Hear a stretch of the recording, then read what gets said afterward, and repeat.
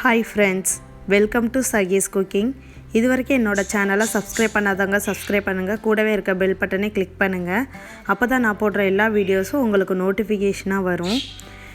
இன்றைக்கி நம்ம வீடியோவில் என்ன பார்க்க போகிறோன்னா தக்காளி சட்னி எப்படி பண்ணுறது தான் பார்க்க போகிறோம். நார்மலாக நம்ம தக்காளி சட்னி பண்ணியிருப்போம், அது கூடவே சில இன்க்ரீடியன்ட்ஸ் ஆட் பண்ணி தான் நான் இன்றைக்கி தக்காளி சட்னி பண்ணியிருக்கேன். இது ரொம்பவே டேஸ்ட்டாக இருக்கும் இட்லி தோசைக்கு.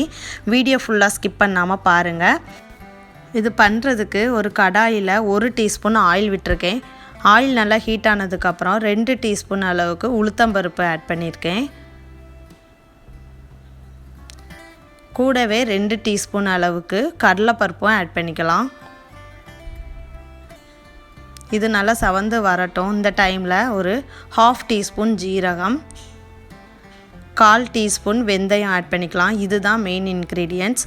வெந்தயம், ஜீரகம் இதை ஆட் பண்ணி பண்ணுங்கள். தக்காளி சட்னி ரொம்பவே டேஸ்ட்டாக இருக்கும். கூடவே ஒரு 4 பல் அளவு பூண்டு,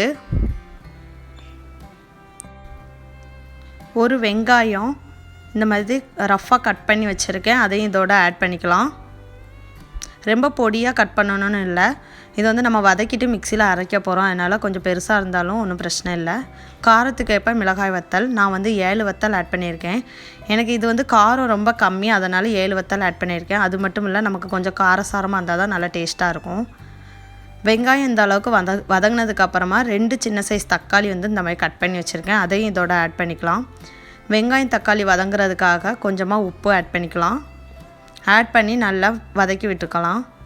ஒரு 5 மினிட்ஸ் லோ ஃப்ளேமில் இருந்து நல்லா வதக்கி விட்டுடலாம். இந்தளவுக்கு நல்லா குலைவாக வரணும் தக்காளி வெங்காயம். இப்போ நம்ம ஸ்டவ் ஆஃப் பண்ணிவிட்டு சூடு ஆற வச்சிடலாம். சூடு ஆறினதுக்கப்புறமாட்டு நம்ம மிக்சியில் மாற்றிக்க போகிறோம். இப்போ நம்ம மிக்சியில் மாற்றிட்டு இதுக்கு தேவையான அளவு தண்ணி ஆட் பண்ணி நம்ம மையாக அரைச்சி எடுத்துகிட்டு வர போகிறோம்.